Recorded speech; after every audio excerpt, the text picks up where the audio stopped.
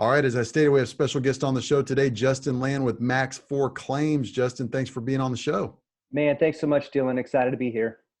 I am too, because in our discovery call, you really surprised me with answers that you had to some of my questions about supplementing, about scope of work, about things that you guys have done for general contractors. And a lot of it was new information to me, and it really impressed me. So I'm looking forward to digging into this. But just for our listeners who may not know you and may not be real familiar with supplementing companies in general, kind of share your background story, how you got into the business, and then let's talk about Max 4 Claims. Sure, man. My background's actually two-part. It's construction and ministry. Believe it or not, man, I spent about 15 years on a pastor staff at a church, building teams, mission trips, things like that. Having a lot of fun, man. I have a big heartbeat for kind of like the global and local impact efforts. So loved that. My construction background started, with remodels, flipped some houses, then, built a few custom homes with my father and some other things. And man, I've just always enjoyed being a part of something that's bigger than myself, teamwork type things. So that's my background. Yeah. And then let's talk about how Max 4 Claims was born and the kind of the problem you guys try to solve. Yeah, sure, man. So our company, it's really cool. It's a father-son duo. I know people over the years have told me don't work with family, but man, I see the opposite.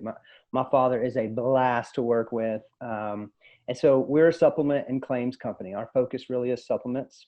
We serve roofers and GCs. We exist to increase our clients' bottom line by helping them maximize every insurance claim, man. And we walk them right through the process. We want to make it easier for these guys. They work really hard. They spend a lot of time, away from their family. And our goal, man, really is to maximize those efforts so that they have more time and more profit. Max 4 story, man, it starts back with Ray. So my dad, he actually got started in this field in 2008 with his independent adjuster's license. He was first assigned to Deepwater Horizon in Florida. I'm sure you remember that, man.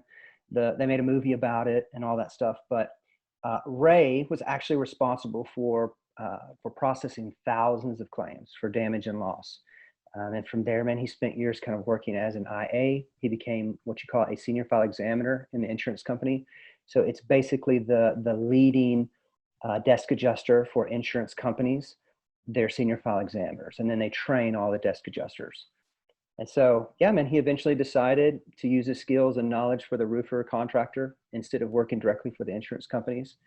And after spending about 10 years in the insurance company world, he launched Max 4 January of 2018, actually.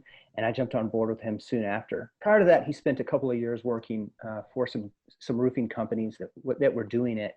And he said, man, I can do this better if we just launch on our own. So. Okay, so let's back up. You said he became a senior file. What'd you call that? Yeah, senior file examiner. So, man, I call them the Navy SEALs of SUPs. They really are like the top-notch, kind of the leadership guys who train all the desk adjusters. So when a roofer or a GC does a supplement, it'll go to a desk adjuster.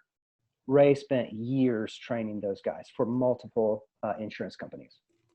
All right. So of course, something comes to my mind, which is 90% of the time, or maybe it's 99% of the time, and we send an estimate and a scope of work. It always has more stuff on it than what the desk adjuster put on there. It gets knocked down, and they say, "Oh no, we can't do that. Oh, we can't do this either. We can't do that either. Oh, not overhead and profit. This is not sophisticated enough." And we don't see any code issue there. And it's just like, it just drives me insane. So is your dad was the guy that trained thousands of guys to basically, filter out what gets approved and what doesn't? That's exactly right, man. He trained all of those guys on, what do the photos look like? Are we dealing with professionals? Do these roofer GCs even know what they're talking about? All those kinds of things, man. That's what Ray trained. That's who Ray trained. So yeah. So did he just have like a light bulb moment to say, I really want to stop doing this and going through the whole wrestling match? I want to kind of flip it and get on the other side of the table and start helping contractors? He did, man. It was an epiphany. So most of our family is in roofing or construction. He and I both were blue collar dudes. I mean, we love that process, and it's hard, man. It's hard work. He and I both have put on roofs, so we know what putting on a roof, consists of and what parts you need. And what you'll find, Dylan, is most of these desk adjusters have never put on a roof. They have no idea. They just know what the books tell them. They know what their adjuster trainers tell them. That's it. You know, that's what they go by, man. Our numbers and stats, and does it fit into the insurance company's standard? Yep. You've got uneducated people trying to make educated decisions. And it drives me crazy. And you find it in every sector. I mean, you've got attorneys in healthcare deciding how patients should be covered on certain drugs and not other drugs Yeah, instead of that's right. doctors. Doctors should be making those decisions. And same thing in general contracting. And That's good. it just drives me crazy. We had one yesterday. We sent in a supplement, and man, the desk adjuster was just like, no, no, no. And he was even wrong. The crazy thing is like, Yeah, dude, you're just straight up wrong. Like, this is a code issue.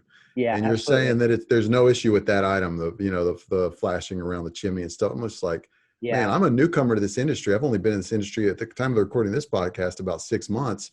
And of course, my learning process has been microwave because yeah, I'm going through training every day, but then also interviewing guests on our podcast catches me up to speed on a lot of stuff. So, you find out very quickly that a lot of these guys just don't have a clue what they're doing. So I think it's awesome that you guys help contractors with that. You kind of help take that burden off of them sure. in a lot of ways. And you guys run that process where your dad was one of those Navy SEAL type players in that industry, training all those desk adjusters. So he knows, and you guys know better than anybody else what to do, what not to do, what they're looking for. And we're going to get into all that. So let's get into a case study. Let's get into Okay. a story of where you guys got involved with a general contractor and it was a big turning point, because I know there's a lot of people listening to this that may be thinking, oh yeah, okay, a supplement company would be helpful, but I can do that. I can do Exactimate. I can send that supplement in. But they may not realize how big of a difference it makes when you work with an expert. Yeah, that's great. No, I've heard this before, right? You get elite results with elite professionals, right? Elite results with elite people. And I believe that, man. I think we're way better together. I really do. I think that contractors and roofers should be out there selling and taking care of customers. That's what they're extraordinary at. And we hear it all the time, hey, we've got an in-house guy, I've dabbled in supplements, we'll be fine. We hear that. But like you had said earlier, you're kind of getting an intense training right now. And you're talking about the flashing. I mean, the second you say that, the very first thing I know my dad would say is, okay, we'll go back to that desk adjuster and tell him, I tell you what, I'm just going to add a couple of extra man hours in Exactimate because my guy's going to have to crimp that flashing and pull up the shingles and install it correctly. And that's going to take more time. So why don't you keep the price of the flashing and I'll add time for labor. Will you go there? And the desk adjuster will say, absolutely. So those are some of those intense learning things that, a desk adjuster may see 30 or 40 claims a day, based on what their workload is. Ray saw 160 to 260 claims per day. And he had to wrangle all of these troubled cases that desk adjusters couldn't manage. They'd send right to management, which was Ray. And I think, man, and this with GCs too, when these guys have been in the field and they're very passionate about developing and learning and growing, it's almost no limit to their expertise. And so that's our goal, man. We strive for that. We don't have all the answers, but man, I'll tell you what, no one works harder than we do to get those answers and to try and connect dots. So yeah, case studies. Ray and I are stat nerds, man. You'll find that on our website. We are stat nerds. We love numbers. We feel like results are tangible. I don't like hype at all. I like just show me the real things, man, the real numbers. Give me a great relationship. Show me great results. I'm happy. Okay. So one case study that we have, I think this is really cool. We have a client. Okay. And it's funny, man. The first one I hear is often like this, and this is exactly what our client said. They said, the whole insurance claims and supplement process is such a pain, man. It's just not worth the hassle to us. Okay. Well, we said, hey, will you give us a chance to look over your claims for the last 2 to 4 months, and let's just see what you missed. And at the time, they had a supplement guy. Okay, they were paying a guy to do supplements. So what we did was we went over their past roofs for the past 4 months. And in just 4 months, man, we found and got approved an additional $265,000. That's a big deal, man. And get this, Dylan, man, if you fast forward to a total of 9 months, right? We worked through, we found, we approved for this very same client. Man, check this out. $565,050 in just 9 months. So that is over a $500,000 that our company specifically was able to bring to the table for this roofer that literally was money on the ground. They would never see it. And they had a supplement guy to start out with. So the results, man, are actual. That's one case study. Here's another story, man. I love this one. We have this client who's been voted the very best roofer in their state for the past 4 years running. Okay. Prior to using us as their in-house supplement team, they always added valley liner and drip edge to every roof. Their main priority, man, was to make sure that their customers were covered and taken care of no matter what. So you got to take that cost. The average cost for them was about $800 per roof that they were paying out of pocket. They just did that. Not a big deal, right? Until you start doing the numbers. Okay. So this is crazy. They do about 600 storm and insurance roofs a year. That means that they were spending, with that 800 per roof, $480,000 of their own profit to add these items to take care of their customers. Should they be paying for that? No, insurance companies should pay for that. So Ray and I came along. We taught them how to take the right pictures. We used the same estimating platform that the insurance companies use. And our expertise, man, we were able to get these two items approved and paid for by the insurance companies almost every time, because this is actually a code item in their state, and we proved it to the insurance companies. And we send them all this stuff, man, saying, hey, at our company, codes show blah, blah, blah, blah, blah in our state, please approve, right? Because this is actually a code item, man, they approved it. So it's an extra $480,000 instantly to their bottom line. So that goes back to my point, right? Is it worth the hassle? I mean, is it worth $480,000? That's kind of my philosophy, Dylan. Yeah, that's crazy to me that somebody that's two examples where a company left 500 over 500,000 or close to $500,000 Yeah, on the table, which is nuts because you guys got involved. It wasn't any additional work for the contractor, zero. and you guys basically got them an extra $500,000 in 1 year. I mean, that's just wild to me. But the other thing that stands out to me, this is my takeaway from that. I want to hear your key takeaway from that. My big takeaway from that is the first case study you mentioned. They were already working with a supplement company.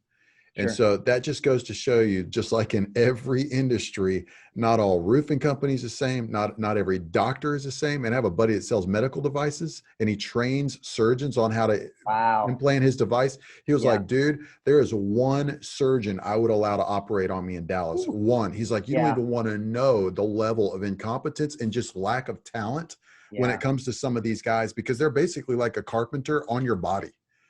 And it just Yeah. freaks me out. But same thing with this, like, you guys are obviously highly skilled. You're very passionate. You take this to the next level. And like you mentioned, like you get elite results with an elite team. And that's my biggest takeaway is whatever we do, whoever we utilize as a team player in our company, Yeah. man, they need to just be crushing it. What's Right. your key takeaway from all that? No, that's fantastic, man. I believe in empowering people big time. I don't like making processes harder. I love the development process. So I think when you see potential in teammates, man, you set very clear expectations, and then you turn them loose, and then you reassess. You set very clear expectations and you turn them loose. And over time, man, I think that pattern really empowers people, right? It turns them loose, man, which creates even more passion. So sticking around impassioned, empowered people, man, that's a good day at work. So we believe in that. Same kind of motto for us, man. We only hire senior file examiners because we found such great high success with Ray and him being in the pressure cooker for 10 years. We only hire 10-year senior file examiners because we think, you know what? Because Ray can go down and he can go, you know what? You're never going to see the following types of claims until you hit about 5 or 6 years. And you're never going to hit the following kind of trouble claims until you hit about 7 or 8 years, and he just knows this. And so we're like, man, let's empower people. Let's put great expectations in front of them. Let's help them build their own expectations and goals. Let's turn them loose, and then we'll start the cycle all over again. That's one takeaway, man. I agree with you. Second takeaway is this. I actually only told you the statistics for 9 months with that company, which was 565. I actually pulled this morning the same company's notes. I was just curious. Again, I'm a stat nerd. In 11 months, okay, we're not even at the year mark.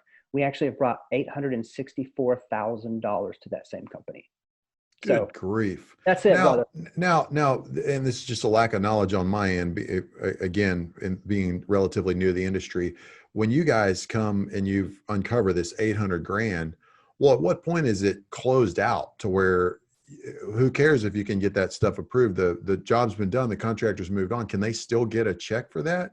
Yeah, absolutely. So key obviously is integrity and accuracy. Okay, so we're not talking about doing anything dishonest here, but Sure. there's price listing updates. If roofers aren't updating their price list to the day, that's money insurance companies should pay because that's something that you paid as a roofer. You don't need to take that loss.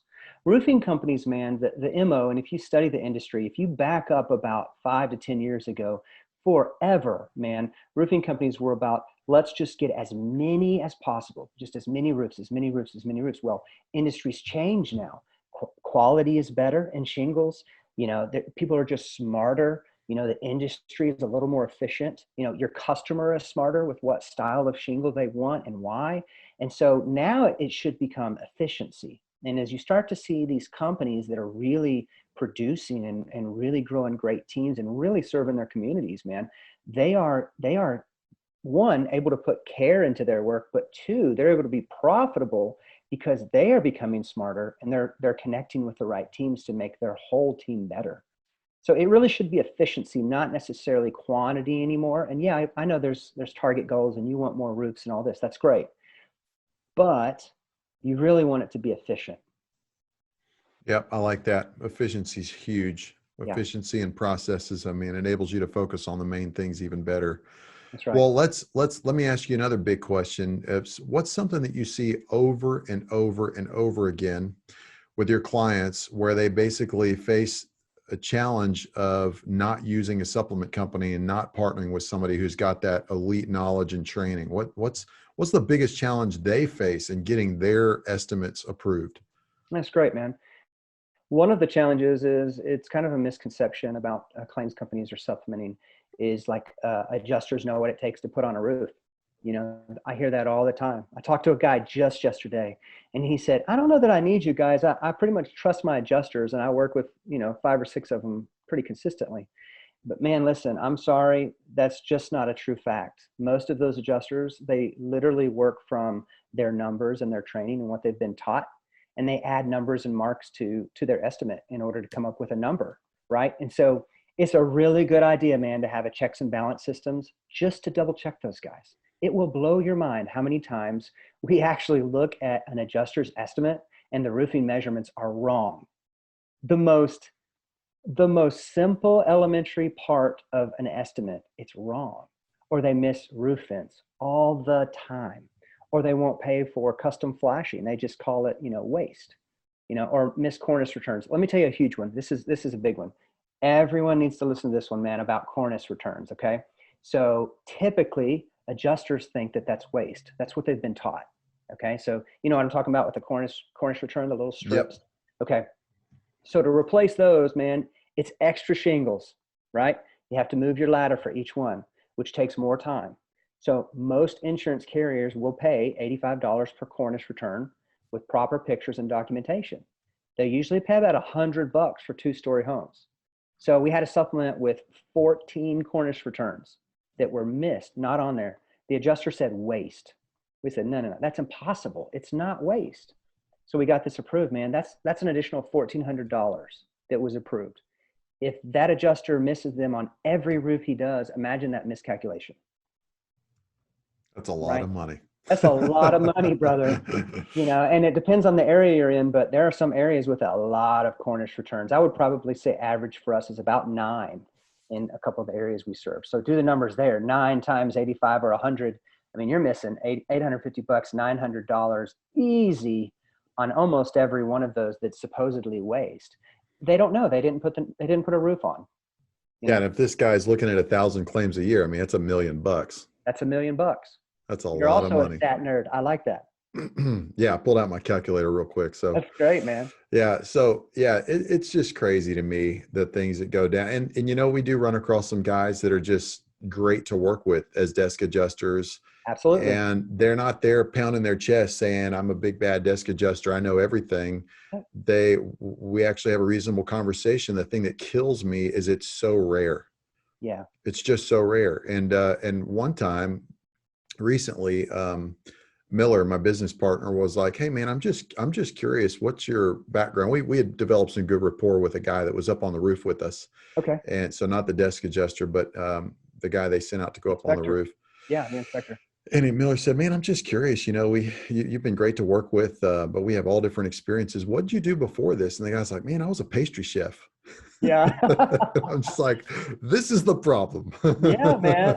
Same thing This is the happened for problem. us a couple of months ago, Dylan. One of our clients said, "Hey, we're having a hard time with this process. Would you guys just come out and, wear one of our company's hats and just be an extra eye for us?" We said, "Absolutely. We don't typically do it, but it was commercial." And so the adjuster's out there, and I'm talking to the adjuster, and playing it cool. He thinks we're from the roofing company. That's how we always go in, as a part of the team. And he basically said, I asked him, "Hey, what did you do before this?" And he goes, "Man, I have zero knowledge about roofs, really." He said, "I took a bunch of classes, and before this, I was a drone operator."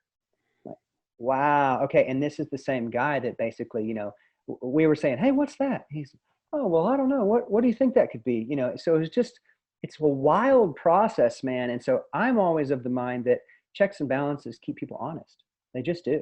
And you'd ask me about biggest challenges that roofers and GCs find, right?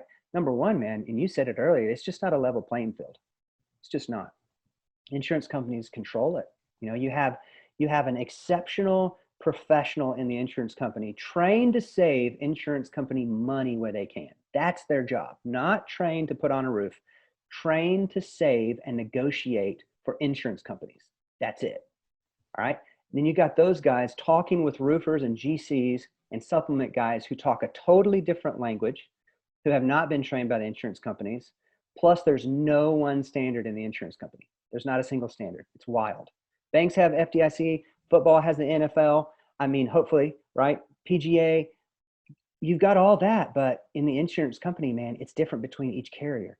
That shouldn't be. So Yeah. it's just crazy, man.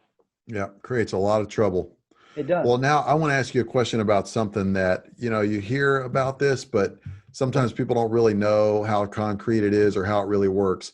You mentioned to me that if you do things the wrong way or you cause too much trouble, you can be black flagged by the insurance company. What does that mean? How does it happen?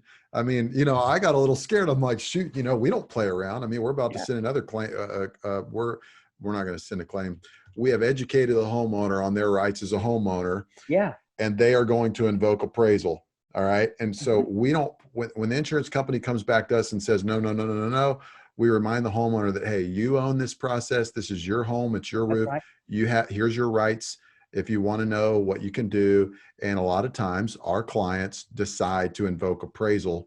So, are we in danger of getting black flagged? I mean, so Yeah. let's No, break this down. no, that's good, man. That's a good question. No, you're not going to get black flagged for that. You should actually be praised for that. So that's a really good education for your homeowner, man. And again, that is their process. That's why they pay premiums. They pay premiums so when storm damage happens, that they can get back to where they were before the storm, right? That's why they pay premiums. So the more we can educate our customers, our customers as a claims company is always the owner and the project managers of the clients we work with, right? But your customers are always the insured. And so you have to educate those guys the same way that I'm trying to educate our roofers and GCs, because we do need to have it as even a playing field as we can, because the odds are against us. So no, black flag, man, you should get credit for that. Black flag, it's actually pretty common. So specifically, more common with third-party claims companies. Okay, so I've got this from the horse's mouth many a times, from other claims companies, as well as, and this one is what matters to me. I got it from Ray. So when Ray was a senior file examiner, he was actually trained his desk adjusters to look out for third-party companies. Here's why, Dylan. These are claims companies that speak as themselves and not as the roofing company.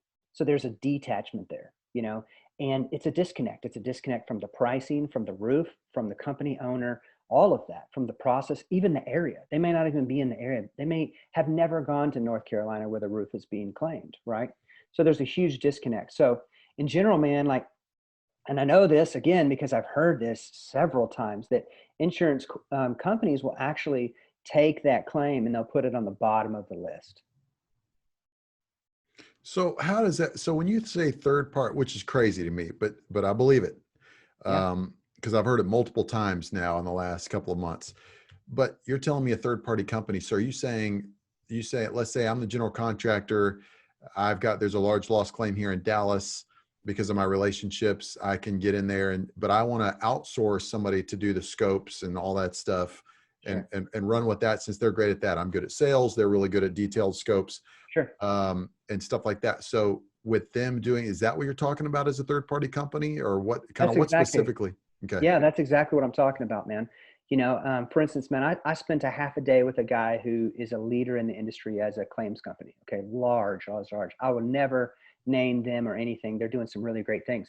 But I literally asked him, I said, hey, man, what's your approval rating? I'd just like to know. I kind of wanted to see where Ray and I were with the whole scope of things. We're always trying to hit marks. I said, what's your approval rating for your clients? He goes, oh, man, I don't know. And I said, this guy's an owner. I said, you don't know? Like, you don't know, like, of everything you submit, what is your approved claims versus not approved claims? He goes, no, I don't care. He said, it's all about the mass numbers. Like, the more claims we can get, the better the odds over long term. And I said, that's true, but it kind of proves the point, Dylan. The industry standard right now, and you can find this on almost any website, is 40 to 60-day turnaround. So from the time a roofer works his butt off to get photos, Eagle View, and the original estimate in a job folder, and he has the signed agreement and he's ready to rock, typically that dude, it will be 40 to 60 days before that man or woman gets their approval from the insurance company, from their claims company. And during it, good luck trying to get somebody on the telephone. Yep. Good luck trying to be like, hey man, give me a status update.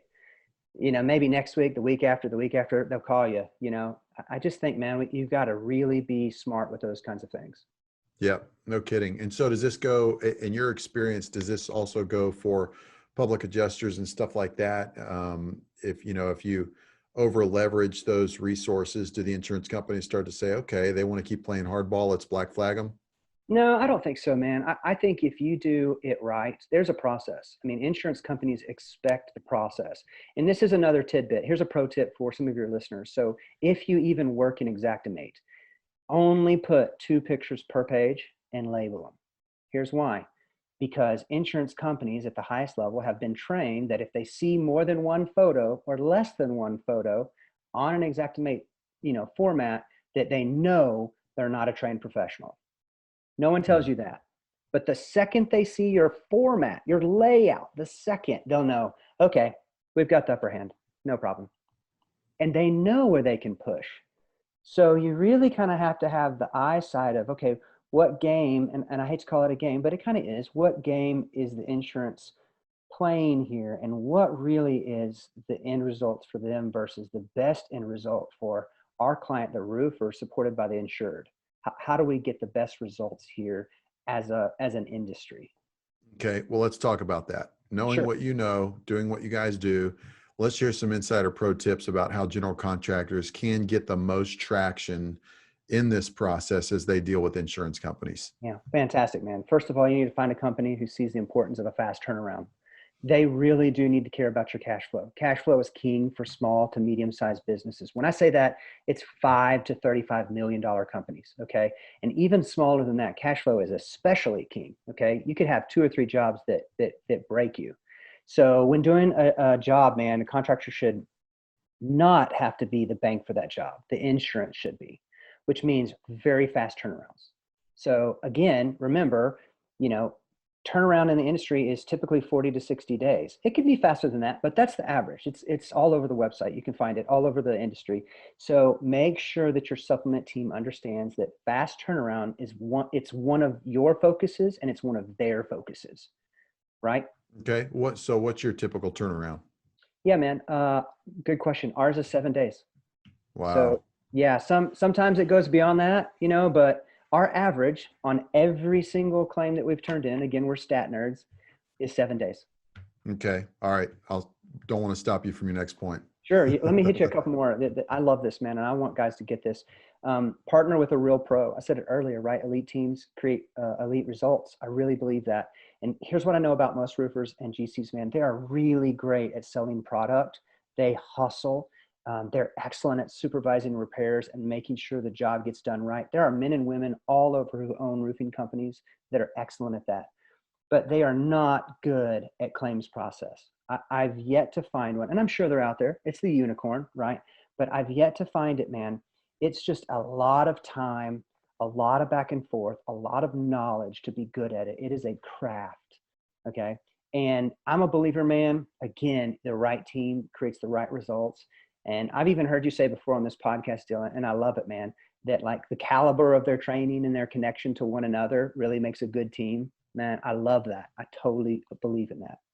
Let me give you another one really quick too. I would check, and I mentioned it earlier, I would check their approval rating. I would ask them, hey man, what is your approval rating? Of all the claims you submit for your clients, what's your approval rating?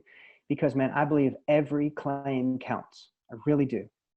We have something that's really quick. We love all insurance claims to come to us, Dylan, because we'll say, hey, if we find nothing, we will tell you very quickly. It's not worth your time on this. Something that we love, man, is local inspectors and local adjusters.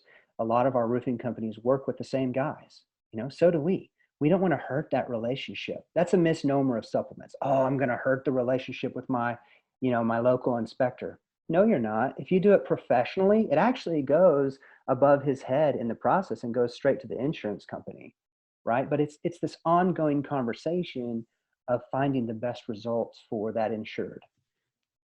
Let's see. Do they have free training? They should have free training. They should train you. If they're the professional, they should train every one of your sales force how to take the best photos and why. Give the why behind those photos, the angles, the shots, why. I don't know who does that. I don't know who doesn't do that, but there's a lot of great resources out there. That should be one. And then ask a couple of questions, man. Like, what do they care about in business? We had one client recently, Dylan, that basically got angry with us. It's the only client we've lost. It's crazy. We've lost only one client over the past couple of years. And he basically said, you're not getting enough out there off the tree. Like, you're still leaving some fruit on the tree as far as claims go. And we said, man, it is not worth your time to pull teeth on this last $300. We're telling you it's going to take you 5 weeks to do it. The insurance company is going to get mad at you. Your local adjuster is going to just be pissed. It is not worth your relationships, man, to burn that tree and to strip all the fruit. Your turnaround time is going to turn into 8 weeks. Like, you're $300 short. I think we're good. We got you. Our average is $4,700 on a roofing claim supplement. Okay. So we got him close to that. So what do you care about in business? We care about relationships and we care about results. That's good, because at the end of the day, people work with people they know, like, and trust. Oh, And that's good, man. you can get a lot of favor with people when you're kind and you think That's right. about the long-term relationship. That's great. I love that you said that. Yeah, I've got a friend, man, who says the kindest thing to give people is information, and I love that saying. And I think that's where our industry should be. We should be very kind, very loving people who just talk about the information needed in order to get the insured covered and the roofer profitable. Because good roofers are going to do great jobs. They just are. They should not have to pay for that out of their own pocket. The insurance company should pay because they've been getting premiums for years just for that reason. Right. Right. Right.